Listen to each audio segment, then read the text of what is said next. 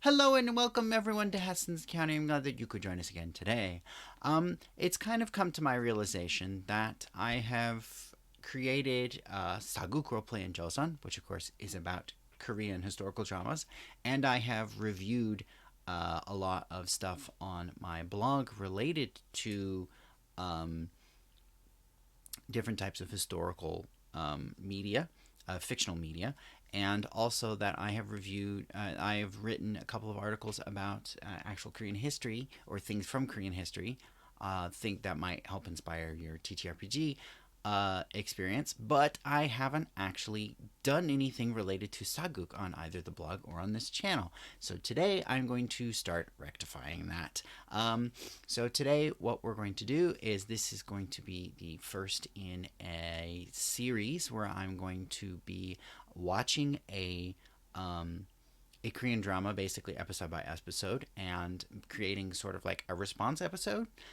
So obviously, I'm not going to be putting any material up on the screen except for maybe a screenshot or two that's actually from the episodes themselves. Because I don't want to get in trouble.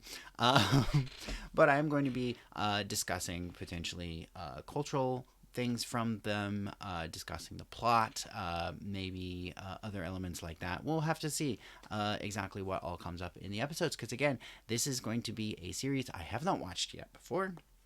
So we're going to be kind of doing this together.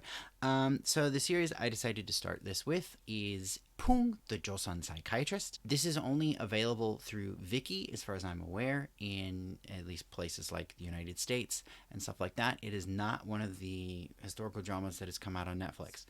There's basically three main reasons why I wanted to do this. First of all, is it is actually a 12 episode series, and it's going to have multiple seasons. This is it's very atypical of Korean dramas. Is that number one, you normally do your whole series all in one shot, but normally you're doing like 24, 26. It's for certain historical dramas a lot more than that in the past, particularly if they're about a very famous person who did a lot of different things.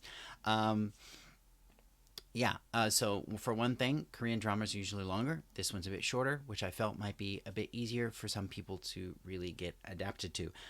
Second reason why I decided to do this is that it is set in a sort of typical traditional Joseon period with some historical elements and some fictional elements.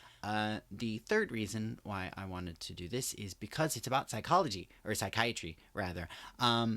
I felt that this was a rather interesting thing to potentially look at. Basically, a fictional early psychiatrist in the Joseon period, because even today, mental health is something that unfortunately gets frequently overlooked when dealing with health issues in Korea. So, without further ado, we're going to go ahead and I'm going to go and watch the first episode and come back and we'll talk some more about it after that. So, see you soon.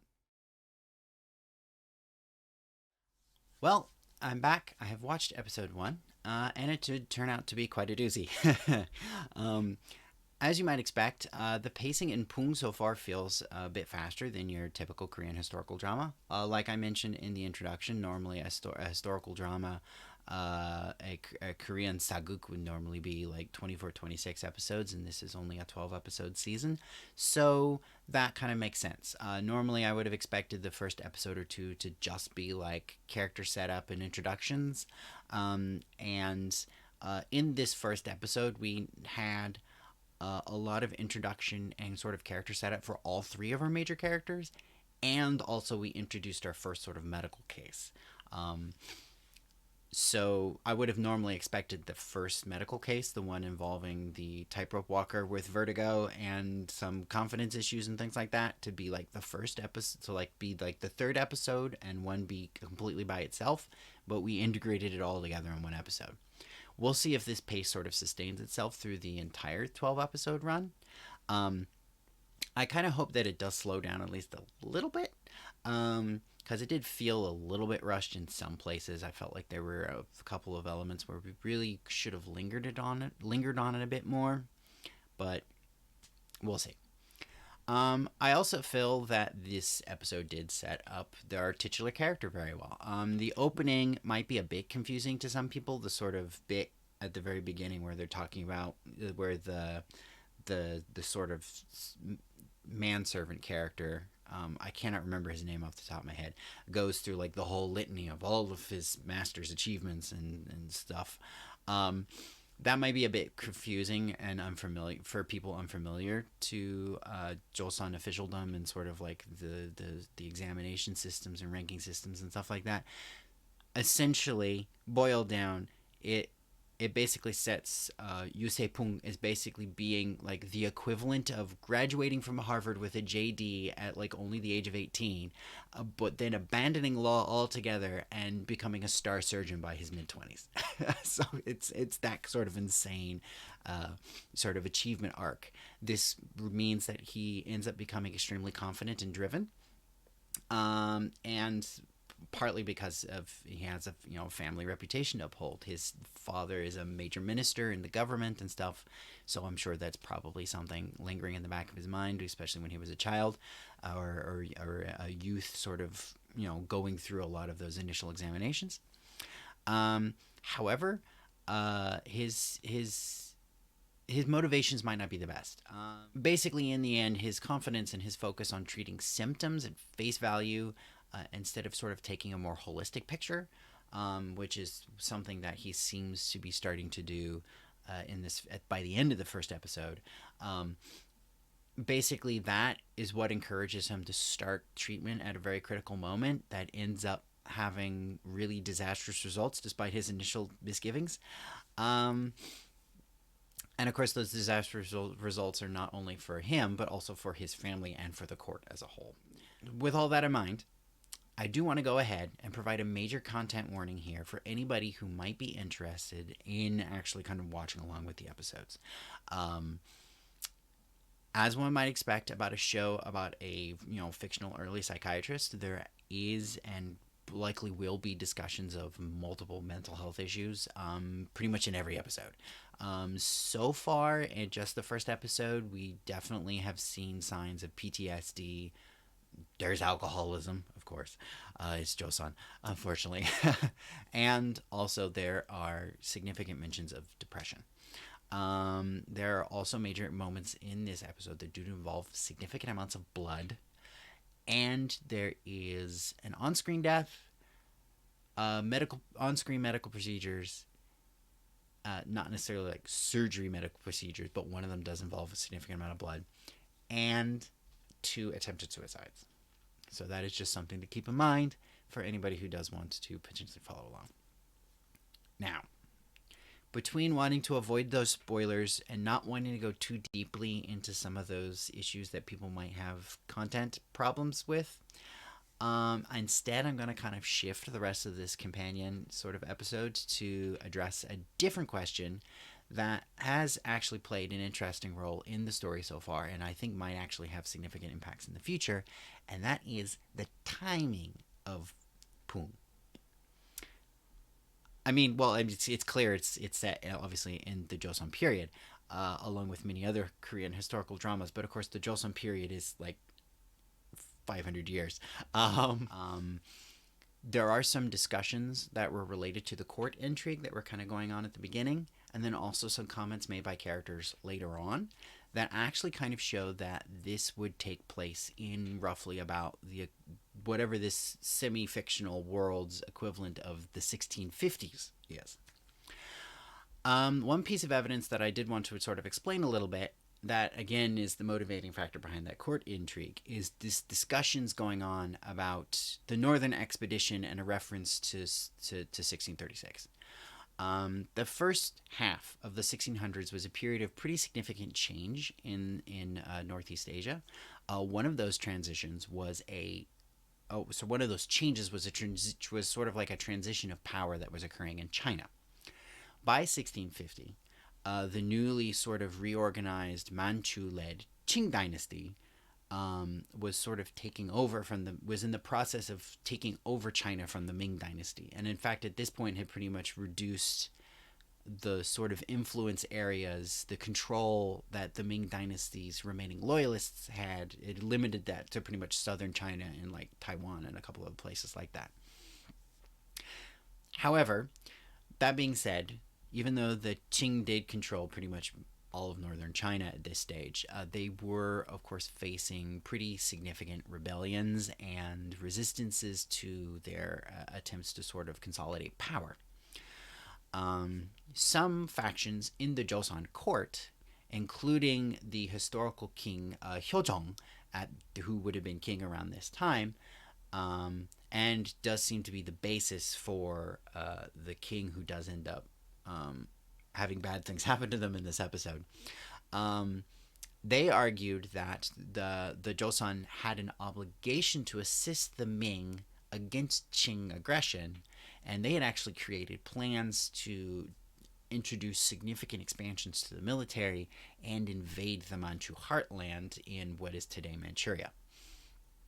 Now, why would Joseon, who at this point, again, it's a pretty small power in comparison to what the Qing and the Ming had, why would they want to get involved in this sort of conflict? Well, as with many things involving politics, of course, there are a myriad of different reasons. First, the Joseon had a pretty strong tributary relationship with the Ming, pretty much from the very beginning of both the Ming and the Joseon dynasties.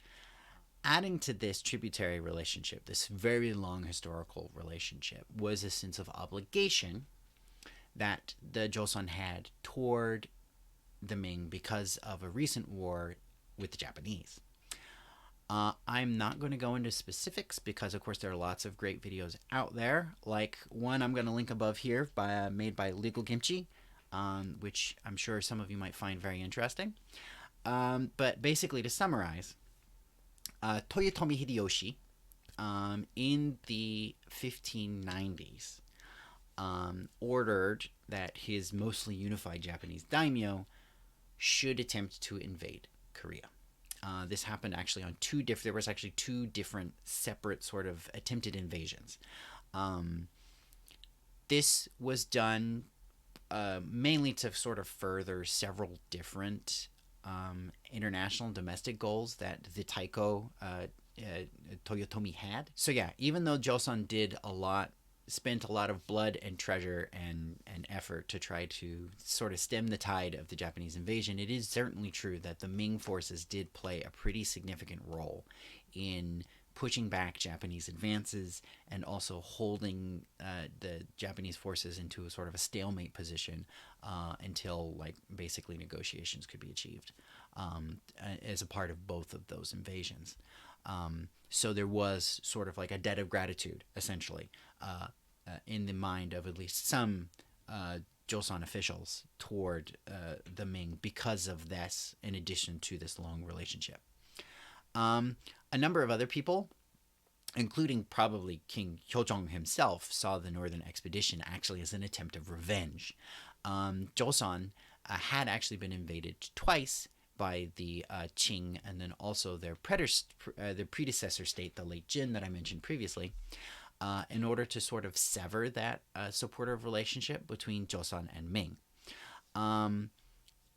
Joseon was defeated in both of these wars, and as a result of that, Joseon had been forced to become a tributary state to the Qing, and that was the war that was mentioned that happened in 1636. The previous one had happened in the 1620s. All of this sort of severing of the relationship included the Joseon renouncing any diplomatic, economic, and customary ties to the Ming, including abandoning things like dynasty names and seals that they had been granted by the Ming emperors and stuff like that. They were no longer they were forced to form marriage ties in between the Joseon's ruling Janjuyi clan and the sort of the Qing imperial clan. Several princes were taken hostage, again, including the future King Hyojong, along with his brother, the crown prince.